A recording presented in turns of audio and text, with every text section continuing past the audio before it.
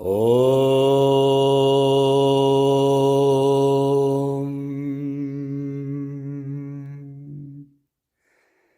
Brahmanandam Paramasukadam Kevalam Jnanamurtim Dvandvatitam Ganganasadrisham Tattvamasyadilaksham Ekam Nityam Vimalamachalam Sarvadi Sakshibhutam Bhavatitam Trigunarahitam Sadgurum Tam Namami.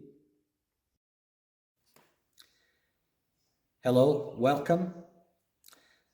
Pay very close attention to these teachings.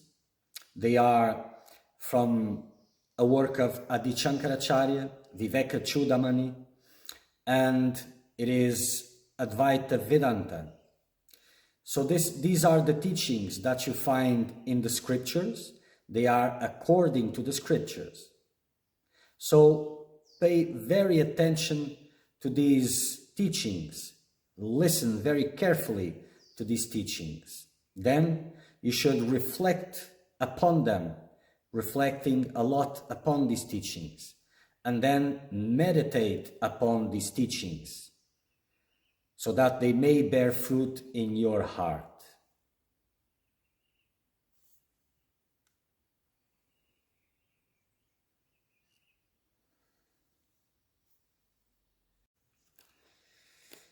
Once again, moving on to the 57th verse.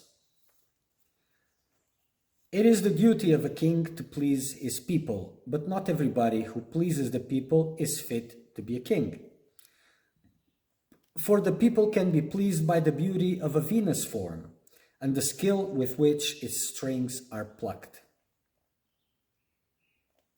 Erudition, well-articulated speech, a wealth in words, and skill in expounding the scriptures.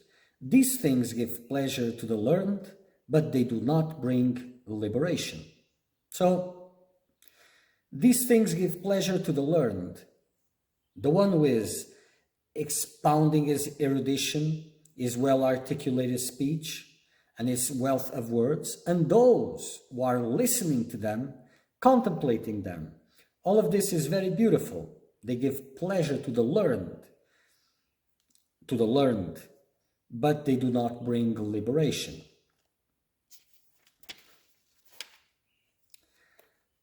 Study of scriptures is fruitless as long as Brahman has not been experienced. And when Brahman has been experienced, it is useless to read the scriptures. So, what the scriptures are pointing to is towards Brahman, but they cannot touch Brahman. They can only point to a place, to something which is beyond, I would use beyond everything, but that everything is the collective of parts, because it's not everything. Brahman is everything. So the study of the scriptures is fruitless as long as Brahman has not been experienced. That means that the experience of Brahman is the fruit of reading scriptures. It doesn't mean that it's pointless to read scriptures, but reading scriptures, contemplating that ultimate Brahman, the fruits of reading scriptures comes after that experience. And when Brahman is known, it is fruitless to read the scriptures, is pointless, because you already reached it. So what the point is of something that points to that? What is the use of that if you can already stay in that? A network of words, it's like a dense forest which causes the mind to wander hither and thither. Therefore, those who know this truth should struggle hard to experience Brahman. So, beautiful words compose beautiful words about supreme reality. They are like they take the mind into voyages, to voyaging here and there according to the words that are entangled together. And this is opposite to the contemplation of Brahman. So, well, it can be leading the same direction, but that's not the example. Therefore, those who know this truth about words should struggle hard to experience Brahman, to experience that which the words are pointing, and not just satisfying with the words and enjoying them and traveling with them. Oh, this is so nice, so complex, so deep, so this, so that. This is embracing the words and not embracing the meaning which the words are pointing. When a man has been bitten by the snake of ignorance, he can only be cured by the realization of Brahman. Of what use are the Vedas and scriptures, charms and herbs? They are useful, yes, but not just by themselves, but only as a means for that final liberation. So what this means is, teachings are not a way of life. It's not about, okay, so I practice yoga, I practice this, I read the scriptures, I do all of this, and this is my life. All these things are a means to an end, not an end in themselves. A sickness is not cured by saying the word medicine. You should take the medicine. Liberation does not come by merely saying the word Brahman. Brahman must be actually experienced. So once again, your faith has to be so that you need to take the medicine, because if you have no faith in the medicine, you will not take it. So your heart has to be into it in the case of liberation. So just repeating Brahman and continuing to embrace, maintain, preserve sense pleasures, sense objects, fears and attachments, and repeating Brahman, Brahman, Brahman, that will not bring liberation. You must experience liberation. For that, all your heart and soul and time has to be not only repeating the word, but focusing on the word, abstracting from the rest, putting your heart all into it. Until you allow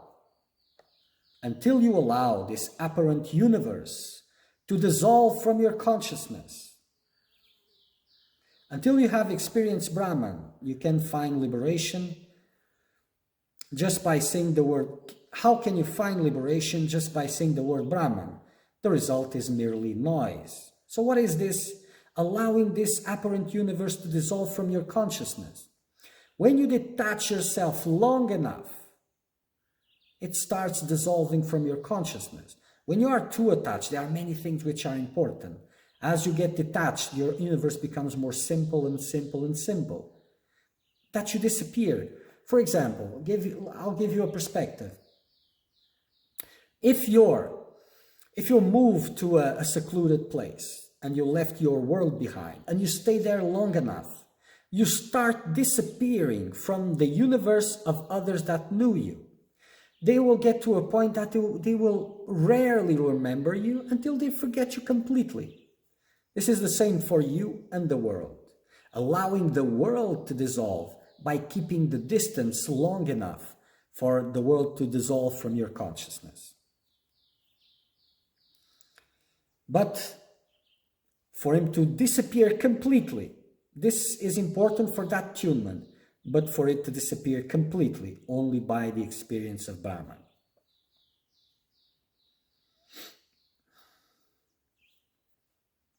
So not having this apparent universe to dissolve and just repeating Brahma is just making noise. This should be clear.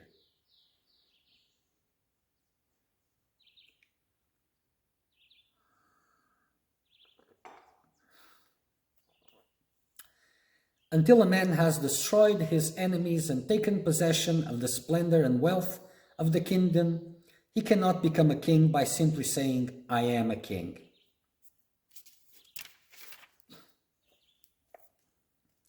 A buried treasure is not uncovered by merely uttering the words, "Come forth."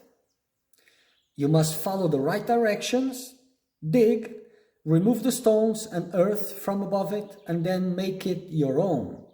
In the same way, the pure truth of the Atman, which is buried under Maya, the layers, the body in full spectrum, and the effects of Maya, can be reached by meditation, contemplation, and other spiritual disciplines, such as a knower of Brahman may prescribe, but never by subtle arguments. So without this intense work of meditation, contemplation, and whatever else is there, these are just subtle arguments that change nothing.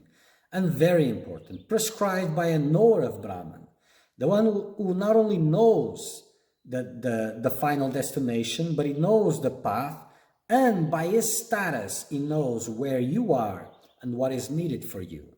So spiritual disciplines may start by your choice, to start your spiritual process, of course, but it only becomes powerful and fruitful when you reach those qualities or you're working intensely in them. You have gotten the blessing of receiving guidance from a knower of Brahman, an enlightened soul, and you are meditating, contemplating to what and according to the instruction of this enlightened master. Because only he will know which disciplines are important at this moment and why, and etc. Therefore, the wise must personally exert all their powers to get liberation from bondage. This is quite opposite from normal stance, very much observed. Oh, I'm flowing with life and doing this and that, and I practice a little bit of this, and with the hopes, and yes, I will get enlightened. It doesn't work like that. So the wise one, and you have to be wise to do this, to know the importance of your time and to exert as much as possible, you must be wise. Because if you're not wise, you will not be able to feel this urgency and to put things into the right perspective.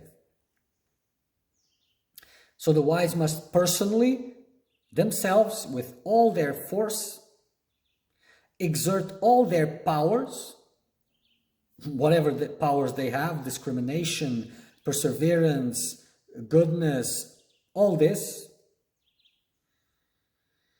to get liberation from bondage of the world, just as they would personally take remedies against a physical ailment, with the same urgency. You are bitten by a snake, there's the antidote. How fast, how intense, with how much urgency will you take that antidote?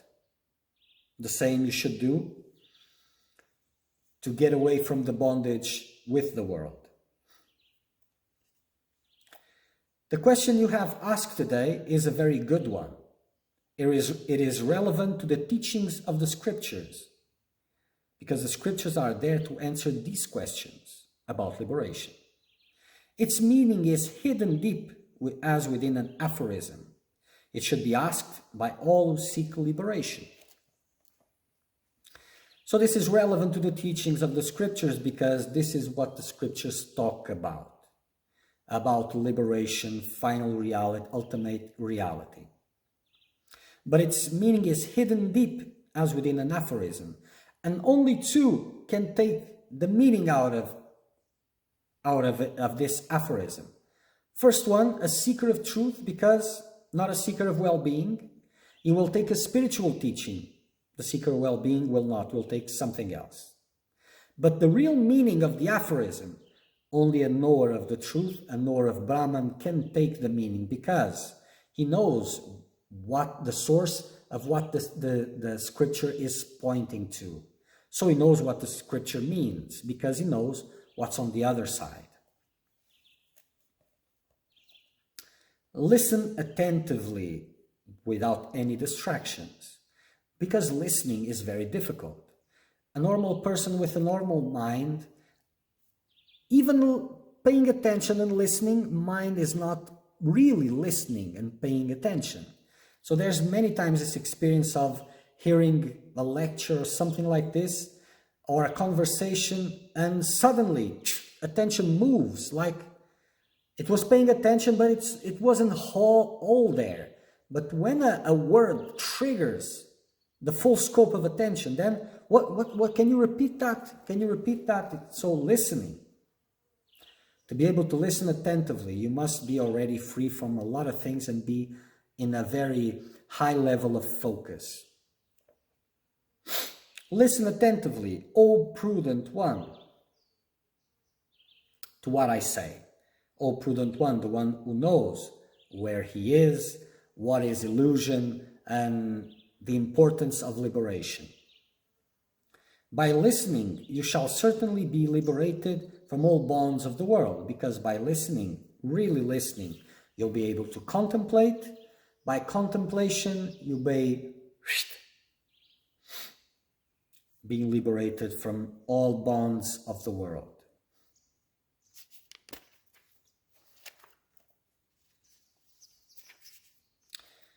One of the steps to liberation, the first is declared to be complete detachment from all things which are non-eternal. Then we will see which things are non-eternal. But you can have an idea of what is non-eternal. You just don't have, well, you may have an idea also, but it's just an idea of that which is eternal. You don't have realization of everything you experience, and that which is experiencing, that is not eternal. The objects of the senses, the body, physical body, the astral body, and so on, mind, they are not eternal. So the first is complete detachment from all things that are non-eternal. Then comes the practice of tranquility, self-control, forbearance, mentioned previously. So a big level of detachment with sense pleasures, world, dependencies, fears, and all of this has gone, most of it.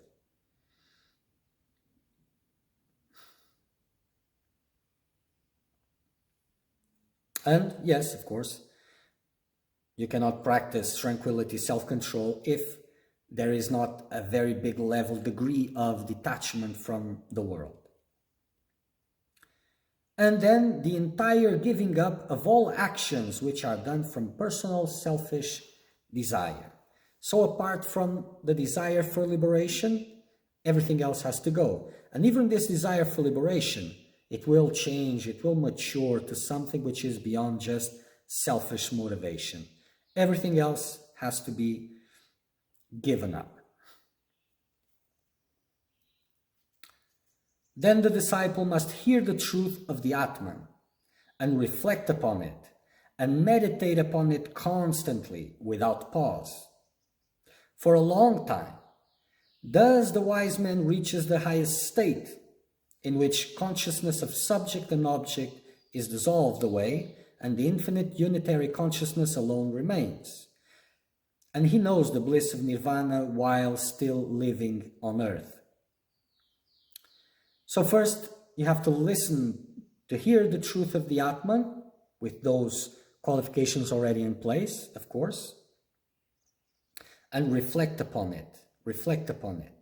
Because as you reflect upon this, using discrimination Atman and non-Atman, let go of non-Atman and just remain with the Atman, reflect upon it, upon its nature, upon all those characteristics, put the rest aside, your mind will move away from these gross aspects and more close and close by purifying itself with the Atman. So constantly meditating upon it, merging with it, without pause, without interruption, for a long time, long enough for the worldly structures to dissolve, for the world to dissolve from your consciousness. And then the infinite unitary consciousness alone remains and remaining there. And he knows the bliss of nirvana while still living on earth. I will tell you very clearly and distinctly of discrimination. Hearing this, decide for yourself, take what's real and reject what is unreal. So the Master will explain clearly and distinctly about discrimination between Atman and non-Atman. By hearing it, the disciple has to decide for himself. To reject, decide is, according to that discrimination, to reject that which isn't Atman, which is non-Atman, and embrace that is the real Atman.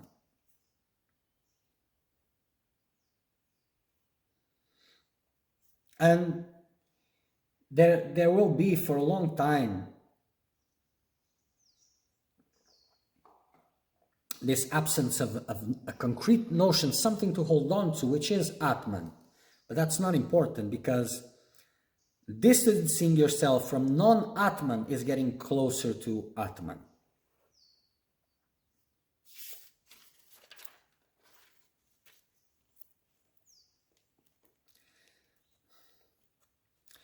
The body is the first thing that deludes you. It is composed of 5 gross elements: ether, air, fire, water, and earth, and 5 subtle elements: sound, touch, sight, taste, and smell. These combine and become the objects of senses and conduce to the happiness of the experiencer, the jiva, not the experiencer, but the jiva, the soul which is incarnated, which through ignorance sees itself incarnated. And through the combination of these elements, they form the objects of the senses first, and lead to the happiness from the experience of them. Apparently, happiness. Happiness is not the best word, but it's more pleasure, but okay. Those deluded beings who are tied to the objects they experience by the strong cord of desire. There's a cord of desire that is formed through the experience of these objects, and this cord of desire will make you reincarnate again and again to experience this again and again. So, these deluded beings who are tied to the objects they experience by the strong cord of desire, so hard to break, so don't take it lightly. This is why it is used the expression, you have to struggle hard for it. Remain subject to birth and death.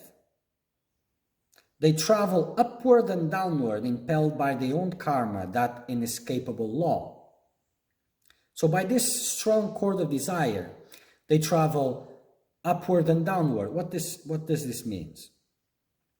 Either to this plane of existence or to other planes of existence to enjoy the fruits of karma, and to follow this desire to experience more and more. So this, what is called physical plane and other subtle planes, they are more or less the same. It is the same illusion. And you're just moving from one to another, just trapped in the same cage. So there's this idea that the subtle realms, they are more real than this one, the gross one, but they are the same. It's just the same experience of the jiva, maybe not the jiva because it is the incarnated soul, but that confused Atman, the ego, the individual consciousness, traveling in all these different episodes, but trapped in the same movie, which is quite bigger than just this apparent physical aspect. And they cannot escape it, except through liberation. Any of these 5 senses is quite sufficient to cause death, as it does with the moth, the deer, the elephant, fish, and bee. What then to speak of man who has these 5 in full? So some of these animals have 1, 2, 4, or more senses. Man has 5, and just one can be your downfall. Just one can make you a prisoner, entrap you. So imagine the 5.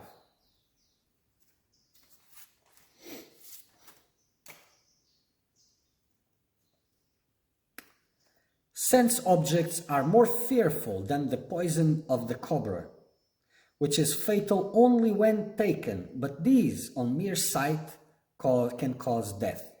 So these sense objects, you don't need to touch them to be entrapped by them. Only the mere sight can entice desire and investments towards them and keep you trapped.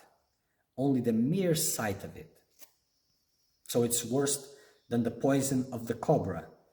And here, it is normal to see seekers embracing their sense objects' enjoyments like it was natural. They have no idea.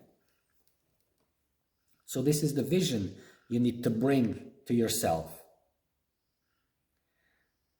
Sense objects, they should be treated as deadly poison, because they are. Only he who is free from the entanglement of these strings of objects of senses, hard to avoid, is fit for liberation, none else. Even if he knows the 6 philosophies of all scriptures, this is very interesting. Because it's quite common to hear that, oh, but I know so much already, but still I find myself with the same difficulties, with the same attachments, restlessness, and all of this. This shouldn't be so because I know so much. If you keep protecting your sense desires, you haven't cut with sense pleasures and all of this. It doesn't matter what philosophies you know.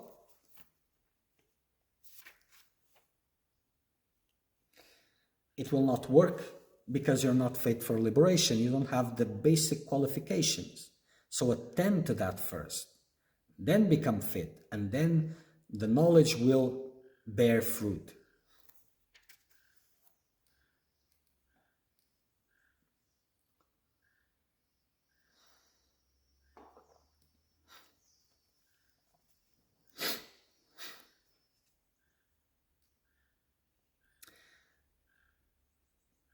One who tries to cross this ocean meets the great crocodile of desire and must kill that crocodile by the sword of non-attachment, which is different from detachment. Detachment presumes attachment. So to cross that world, you have to cross it. The world, in this case, means desire, but attachments, all of that. So in this case, the desire that leads to experience, that leads to attachment. So these desires, as they come up, if you want to cross the ocean of delusion, you must kill that crocodile, that desire, by the sword of non-attachment. Gaining distance, not touching it, so that no detachment comes. So that nothing else comes from that attachment. So the sword of non-attachment, keeping distance.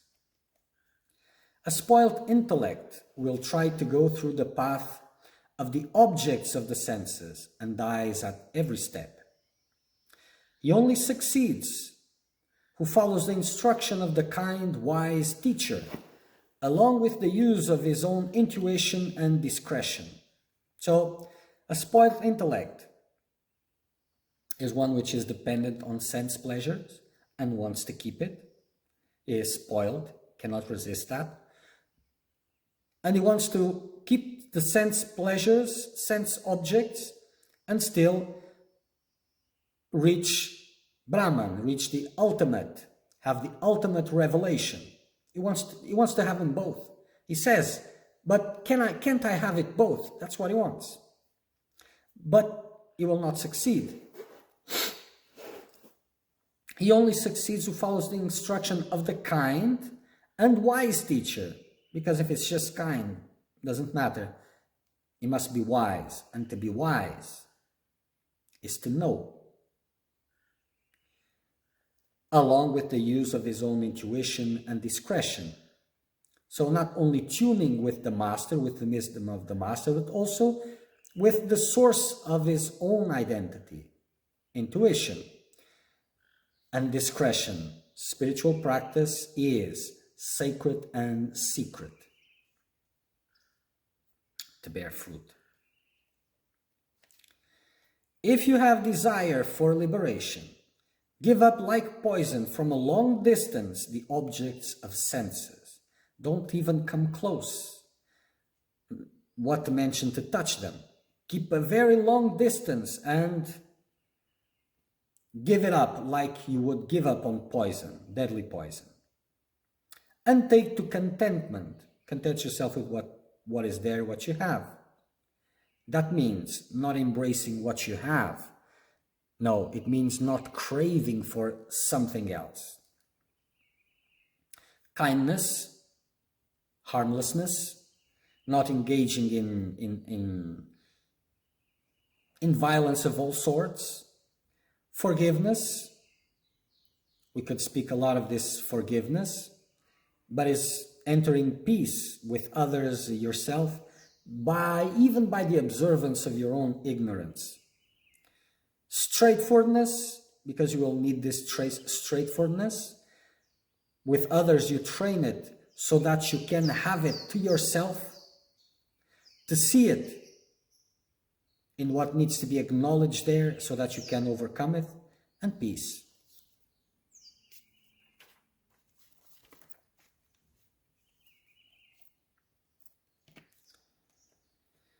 One who tries to make this body the all in all, to have pleasure in it, kills himself by that act. So one who looks at the body as Brahman, oh, but the body is Brahman. It is, but not for you, not yet. But one who tries to make this body Brahman, the all in all, just to have pleasure in it, to protect the sources of sense pleasures, he kills himself by that act. That is clear. Okay.